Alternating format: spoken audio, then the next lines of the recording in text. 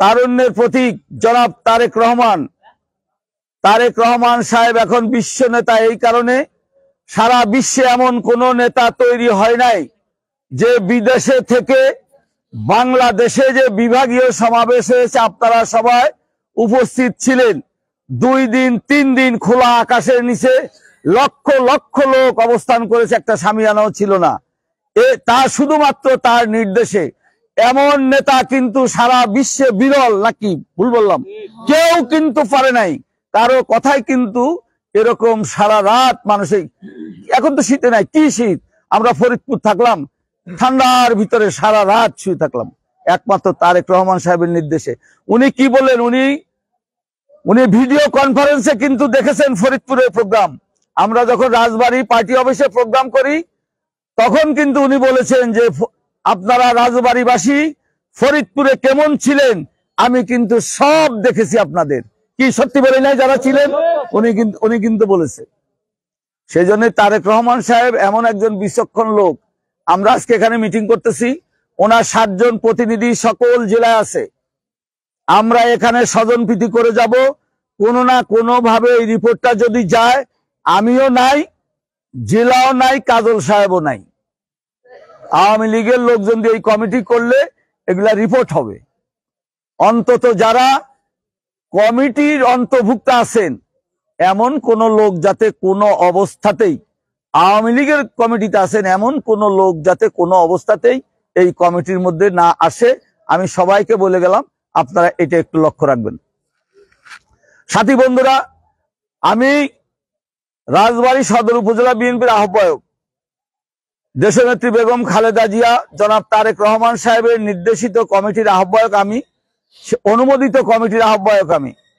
কিন্তু আজকে তারেক রহমান সাহেব যে কমিটি দিয়েছে, ম্যাডাম খালেদা জিয়া যে কমিটি দিয়েছেন, এই কমিটি যারা মানে না তারা কি বিএনপি করে?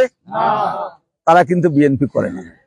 আপনি বিএনপি করলে আসেন, এই কমিটিকে মানেন, তারেক রহমান সাহেবকে মানেন, খালেদা জিয়াকে মানেন।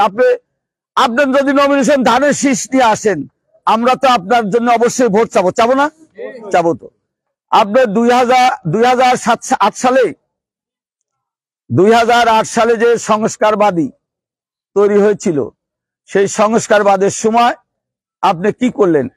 আপনি দেশনেত্রী বেগম খালেদা জিয়াকে জেলে দেওয়ার যত ষড়যন্ত্র সংস্কারবাদীরা করছে না? তারেক রহমান সাহেবের মাজা ভাঙার ষড়যন্ত্রে কারা ছিল? সংস্কারবাদী না? সেই সংস্কারবাদীর উপকার কিন্তু ছিল এই খোয়েম সাহেব।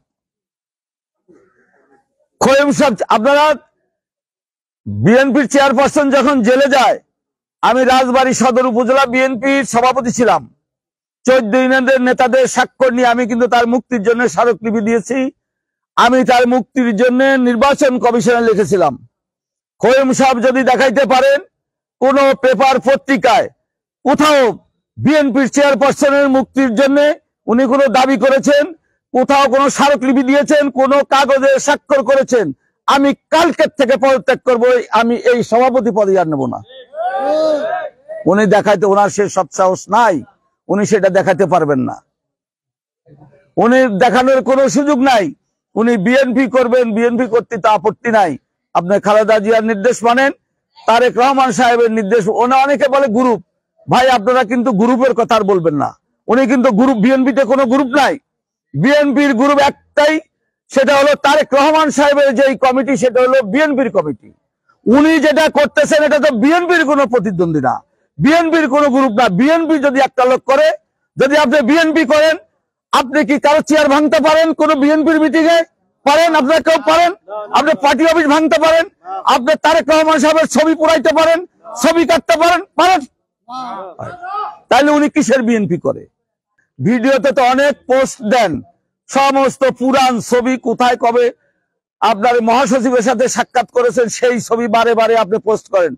আপনি 2008 সালের পরের থেকে 2022 সাল পর্যন্ত আমি এই সভায় বলে গেলাম, যদি 2-1 বন্ধু খোয়েম সাহেবের এখানে হিতাকাঙ্ক্ষী থাকেন, তারা যায় খোয়েম সাহেবকে বলবেন যে আবুল গাজী আপনাকে 2008 সালের পরের থেকে ধরে 2022 সাল পর্যন্ত আপনি যেই প্রোগ্রামগুলো অ্যাটেন্ড করেছেন তার 2-1টা ভিডিও ফেসবুকে ছাড়ার জন্য।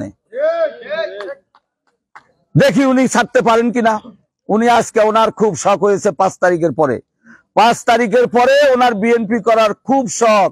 এখন বিএনপি যারা দুঃসময় বিএনপি করছে, আজকে নমিনেশন পেলেই এমপি হওয়া যাবে।